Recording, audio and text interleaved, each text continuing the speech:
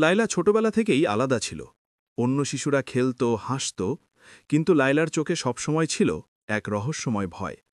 গ্রামের লোকেরা বলতো, ওর ছায়া যেন ওর নিজের নয়। লায়লার মায়ের মৃত্যুর পর সেই ভয় আরও গভীর হল। প্রতিদিন সন্ধ্যা নামলে লায়লা অনুভব করত তার পিছনে কেউ হাঁটছে, কেউ ফিস করছে, কিন্তু ঘুরে তাকালেই কেউ নেই। এই ভয়ে তাকে বন্দি করে রাখল নিজের মধ্যেই। লায়লার বাড়ির পশ্চিম দিকের একটি পুরনো ঘর ছিল সবসময় বন্ধ। মৃত্যুর আগে তার মা তাকে বলেছিলেন, লায়লা, কখনো ওই দরজা খুলবে না, ওখানে তোমার ছায়া ঘুমিয়ে আছে। এই বাক্য লায়লার মনে আতঙ্ক জমিয়ে রেখেছিল। এক রাতে ঘুম ভেঙে সে দেখল দরজাটি নিজে নিজেই একটু ফাঁক হয়ে আছে। মৃদু বাতাসের সাথে যেন কেউ দোয়া পড়ার মতো শব্দ করছিল। লায়লার বুক ধকধক করতে লাগল। মা কি কিছু লুকিয়ে রেখেছিলেন? দিনের বেলাতেও অস্বাভাবিক ঘটনা ঘটতে লাগল। লায়লা হাঁটলে তার ছায়া কখনো আগে চলে যেত, কখনো থেমে যেত তার চেয়ে আলাদা গতিতে। পুকুরের পাশে দাঁড়ালে সে দেখত পানিতে তার ছায়া হাসছে, কিন্তু সে তো হাসেনি।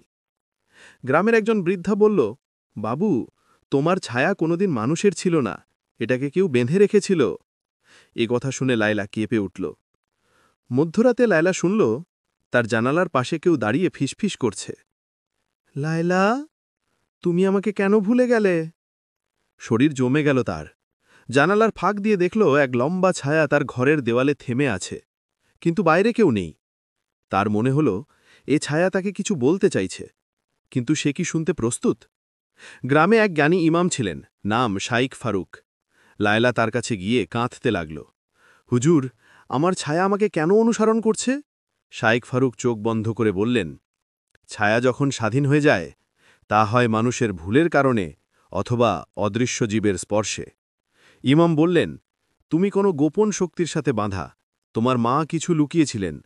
লায়লার গলা শুকিয়ে গেল। ইমামের কথাগুলো লায়লার মনকে কাঁপিয়ে দিল। তার মা সারা জীবন কেন অস্থির ছিলেন? বড় হয়ে সে বুঝল, মা রাতে প্রায়ই দরজার সামনে দোয়া পড়তেন, যেন কাউকে ঠেকানোর চেষ্টা। হঠাৎ একটি পুরনো কাপড়ের ব্যাগে সে খুঁজে পেল একটি চিঠি। লায়লা, তোমার ছায়াকে আমি বেঁধে রাখছি, যেদিন সত্যমুক্ত হবে সেদিন তোমার পরীক্ষা শুরু হবে। লায়লা থমকে গেল। তার পরীক্ষা কি আজই শুরু হয়ে গেছে? সেই রাতে নিষিদ্ধ দরজাটি পুরোপুরি খুলে গেল। ভেতর থেকে যেন ঠান্ডা বাতাস বের হল। একটা জিনিস স্পষ্ট, ছায়াটি আর বাঁধা নেই। লায়লা দেখল একটি কালো অবয়ব তার সামনে দাঁড়িয়ে আছে, যেন তার নিজেরই আরেক রূপ।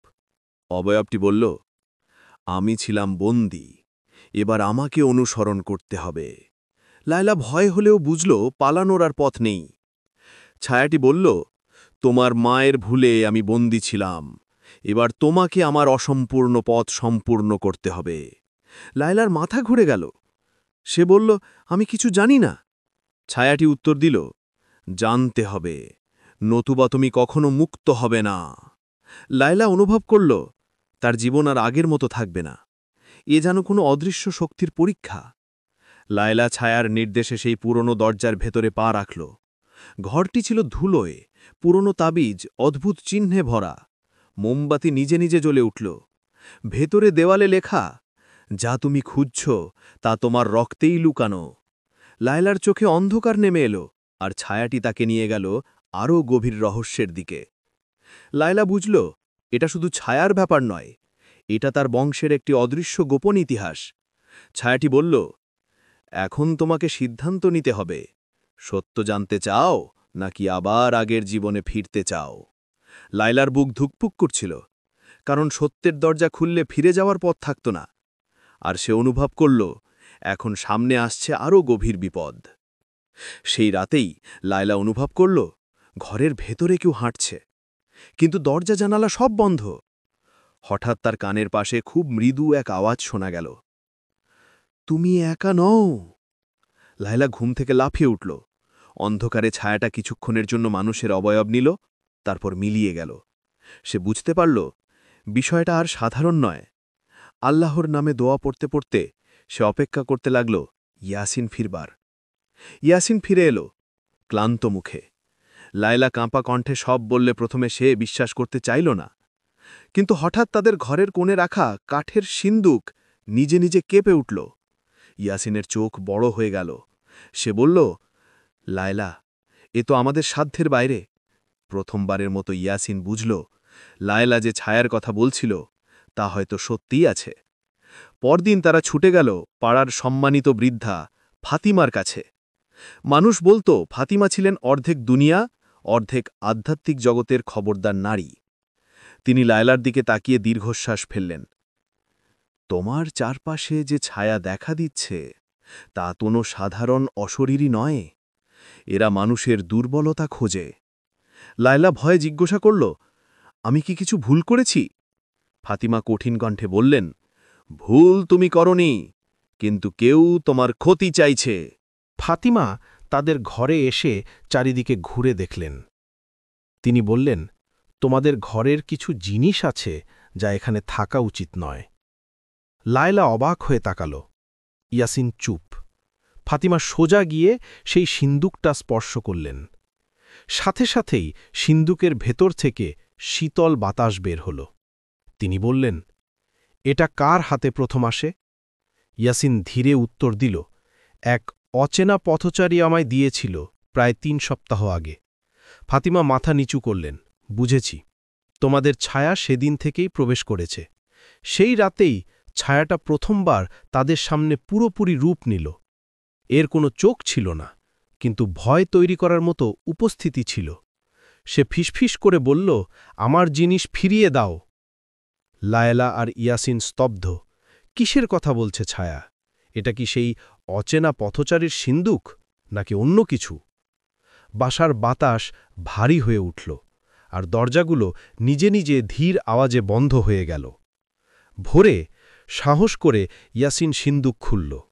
ভেতরে ছিল পুরনো একটি কোরআনের খণ্ডিত পৃষ্ঠা, একটি প্রাচীন রূপার লকেট এবং এক অচেনা শিশুর পুরনো কাপড়। লায়লার গা শিউরে উঠল।